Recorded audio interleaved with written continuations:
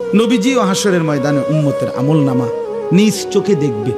দেখা যখন দেখবে পৃষ্ঠার পর পৃষ্ঠা ফজরের নামাজ নাই, খোদার 365 দিনের এক এক বছর কোনোদিন ফজরের নামাজ পড়ে নাই, 30 বছর সুদের লেনদেন, 30 বছর স্ত্রী বেপর্দা, 30 বছর মেয়েটা বেপর্দা, 40 বছর ইমানদারের ঘরে প্রতিদিন রঙিন টেলিভিশন, নাচ গান, নাটক, সিনেমা, হিন্দি সিরিয়াল চলছে, আজীবন মিথ্যা বলছে, হারাম উপার্জন করছে।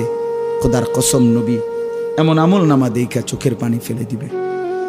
নবী চোখের পানি ফেলে বলবে, উম্মত আমি সেই রাসূল, আমি সেই নবী যে তোমাদের জন্য সারা রাত 23 বছর চোখের পানি ফেলে কেঁদেছিলাম। আমি এশার নামাজের পরে দাঁড়াইছি, ফজরের আজানের পূর্ব পর্যন্ত আমি চোখের পানি ফেলছি। আমি এক দাঁড়ানোতে উম্মত তোমাদের জন্য কাঁদছিলাম, আল্লাহর কাছে দোয়া করছিলাম। আমি সেই নবী তায়েফের পাথরের আঘাতে যে আমার সারা শরীর রক্তাক্ত করে ফেলেছি, আমার জুতা আমার পায়ের সাথে রক্তে জমাট বাইধা গেছিল। আমি সেই নবী যে ক্ষুধার কষ্টে পেটে 2টা পাথর বাঁধছিলাম। আমি সেই রাসূল যে উহুদের ময়দানে দান দান শহীদ করে রক্তাক্ত হয়ে বেহুশ হয়ে উহুদের ময়দানে পড়েছিলাম।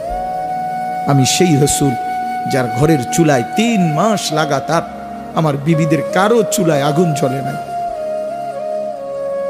বিনিময়ে এত কষ্ট, এত চোখের পানি, এত রক্ত, এত খুন, এই সব কিছুর বিনিময়ে উম্মত এই আমলনামা,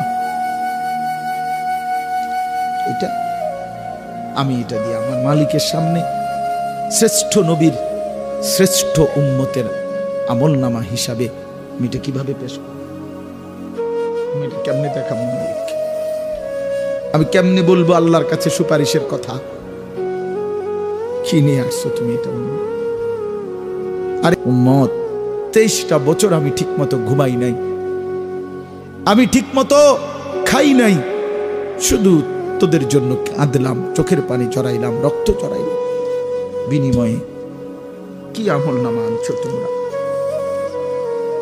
চলেন ভাই, শেষ কথা, লম্বা বলে ফেললাম। আসলে এত লম্বা বলার মাকসাদ ছিল না আমার কোনোভাবেই না। আমি বলছিও আমি আরো আগেই ছেড়ে দেব।